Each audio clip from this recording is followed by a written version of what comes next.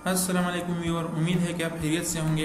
आज मैं आप लोगों के लिए बहुत इम्पोर्टेंट टॉपिक लाया हूँ कि आप अपने सिस्टम के परफॉर्मेंस को कैसे बेहतर बना सकते हैं।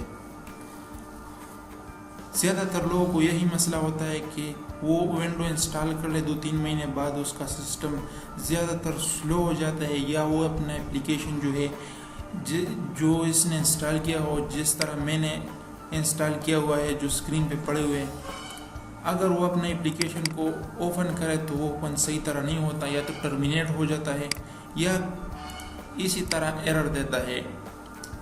जैसे कि आप देख रहे हैं, the application was unable to start correctly. 007 error है, 05 भी आता है, 24 भी आता है। यही मैसेज ज़्यादातर लोगों का आता है, तो इसकी वजह से लोग ज़्यादातर परेशान होता है और वो अपना विंडो बार बार करता है। 2-3 महीने बाद वो अपना विंडो चेंज करता है सिस्टम परफॉर्मेंस की वजह से, कि हमारा सिस्टम का परफॉर्मेंस जो है वो ज़्यादा हो जाए। लेकिन अगर आपने वीडियो आखिर तक देख लिया तो इंशाल्लाह आपको विंडो की बार बार ज़रूरत नहीं होगी। आप आसानी से अपना सिस्टम जो है वो फास्ट बना सकते हैं और वायरस से भी बचा सकते हैं। ये जो एरर आता है वो ज़्यादातर वायरस की वजह से आता है। वायरस का मसला ये होता है कि वायरस जब भी इफेक्ट करता है, असरअंदाज होता है, तो ज़्यादातर हार्ड डिस्क पे असरअंदाज होता है। जिस तरह यही फाइल अगर इस फाइल पर हो जाए तो वो करप्ट हो जाता है, और अगर सी डिस्क पे हावी हो जाए तो फिर विंडो भी करप्ट कर सकता है और आपका एप्लीकेशन भी करप्ट कर सकता है। तो इसलिए मैंने ये वीडियो बनाया है। अगर आप मेरे सिस्टम की परफॉर्मेंस को देख सकें, इसमें अभी जो डेटा इंस्टॉल है वो तकरीबन 106 GB डेटा इंस्टॉल है, फिर भी इसकी परफॉर्मेंस काफ़ी गुड है। तो मैं आप लोगों को सजेस्ट करता हूँ कि आपने यही तरीका अप्लाई करना है। तो चलिए स्टार्ट करते हैं। आपने सबसे पहले क्या करना है, आप लोग अपना सिस्टम जो है फास्ट कर सके, वायरस से बचा सके और परफॉर्मेंस बेस्ट कर सके। तो इसके लिए आपने जो पहला स्टेप करना है वो कंट्रोल पैनल पे जाना है। बाज़ लोग ऐसी करते हैं कि वो एंटीवायरस इंस्टॉल करते हैं, फिर वो विंडो का जो एप्लीकेशन है, विंडो का जो अपनी एप्लीकेशन या इंस्टॉल एप्लीकेशन है, हमने जो इंस्टॉल किया हुआ है, उसका फाइल करप्ट करते हैं। तो इसलिए मैं सजेस्ट करता हूँ आप लोगों को कि आप कोई भी एंटीवायरस को इंस्टॉल मत कीजिए। आप विंडो डिपेंडर एंटीवायरस जो है, ये विंडो का अपना होता है, ये नो विंडो का फाइल करप्ट करता है और नो एप्लीकेशन का।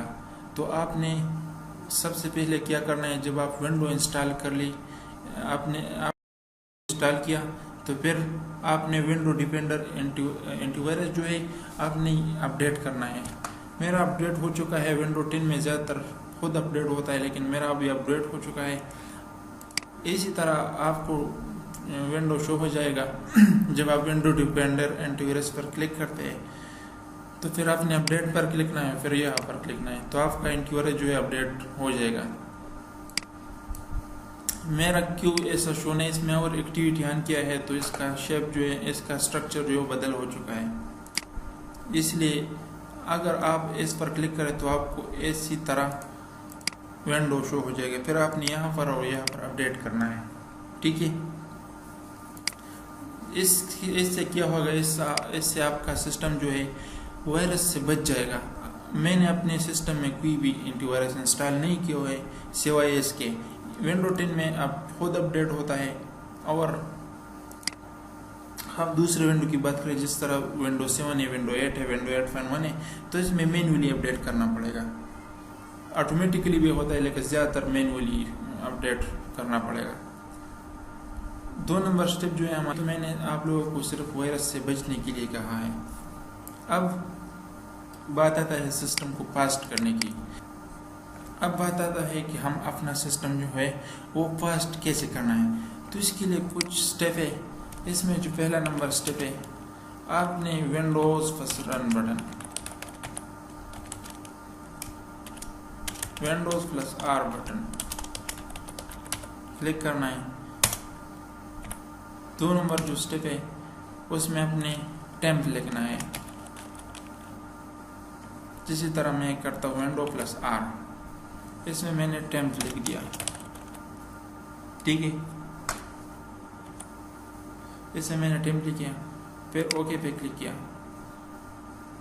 आप देख रहे कि जितना ज़्यादा फाइल यहाँ पर आया है, ये टेम्पररी फाइल है, आप इसे डिलीट कर सकते हैं। मैंने यहाँ पर डिलीट पे क्लिक किया और डिलीट हो गया, ठीक है। ये जो फाइल है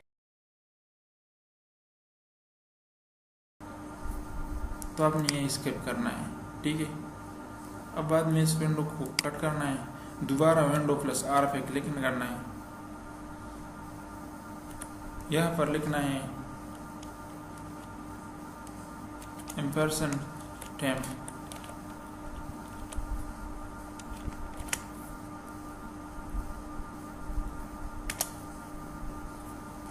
यहाँ पर आप फाइल देख सकते हैं कि यहाँ पर कितना फाइल आया है,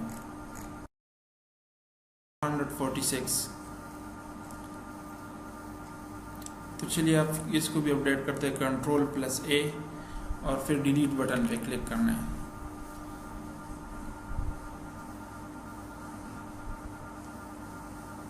कंट्रोल अल,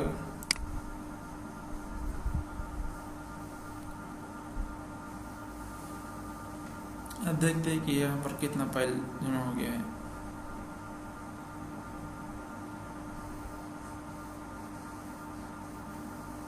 जब ये ऑप्शन आए तो आपने यही स्किप करना है,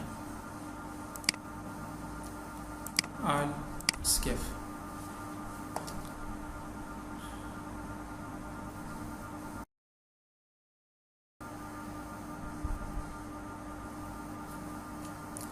ये डिलीट हुआ। अब ये तीसरा स्टेप था,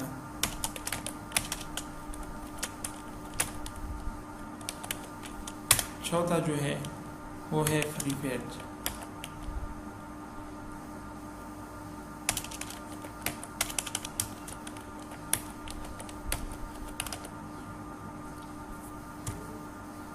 विंडो प्लस आर फिर से क्लिक करना, FETCH। यह पर परमिशन मांगेगा, आपने परमिशन देना है। फिर सारा फाइल यहाँ पर आ जाएगा। 271 है तो इसको भी डिलीट करना है। ये मैंने 2 हफ्ते पहले किया था, फिर इतना आप 3-4 महीने का करेंगे तो फिर ज़्यादा फाइल होगा, 4-5,000 होगा। तो चलिए इसको भी कट करते हैं।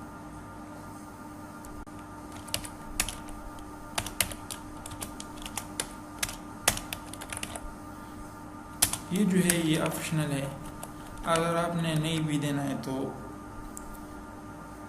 कोई मसला नहीं होगा। मैं आपको सजेस्ट करता हूँ अगर आप प्रोग्रामिंग करते हो, सिस्टम में प्रोग्रामिंग का जो ऐप है, जो स्टूडियो नेटबीन वगैरह, तो आप इसको मत किया करें। और अगर आप जनरल यूज़ करते हो तो फिर इस्तेमाल करें, क्योंकि कोई मसला नहीं होगा। आपको ये स्टेप कहाँ देना है, इसको क्लोज करते हैं, सी डिस्प्ले राइट क्लिक करते हैं, प्रॉपर्टीज पे यहाँ पर जो डिस्क क्लीन अप है इस पे क्लिक करना है। यहाँ पर देखते हो आप जो टेम्पररी फाइल है, डाउनलोड प्रोग्राम फाइल है, ज़्यादातर जो टोटल फाइल है वो तकरीबन 23 MB का है। रिसाइकल में भी अभी फाइल पड़ा हुआ है, यहाँ पर भी है। लेकिन आपने जो भी डिलीट करना है तो आप उसे सेलेक्ट करके डिलीट कर सकते हैं। लेकिन मैं अभी इसमें एक प्रोग्रामिंग का फाइल एप्लीकेशन इंस्टॉल है तो मैं ये स्टेप छोड़ देता हूँ।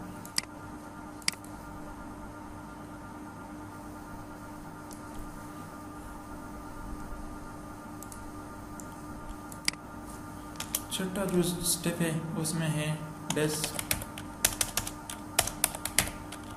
फ्रेगमेंटेड।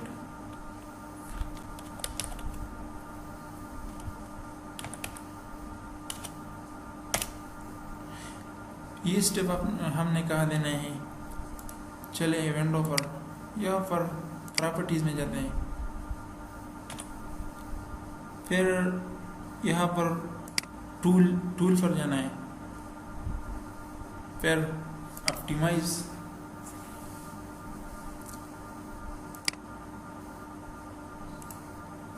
ये फाइल ओपन हो जाएगा। आप देखते हैं हमारा जो डिस्क है 0% जो है वो फ्रेगमेंट है। अगर आपका 0 से ज़्यादा है तो फिर आपने एनालिसिस पर क्लिक करना है और वो खुद स्टार्ट हो जाएगा, फिर दूसरे वाले पर। लेकिन मेरा अभी भी वैसे भी 0% फ्रेगमेंटेड है तो मैं स्टॉप कर देता हूँ। अगर आपका ज़्यादा है, इससे एनालाइज पर क्लिक करें और अगर फिर फ्रेगमेंटेड 0 से ज़्यादा है तो फिर आप क्लियर कर सकते हैं। इससे यही जो हमारे हार्ड डिस्क पे फाइल है वो ये तो 001 फॉर्म में बाइनरी नंबर में शो होता है, बाइनरी नंबर में स्टोर होता है। तो फ्रेगमेंट करना है। आज के लिए इतना ही। खुदा हाफिज।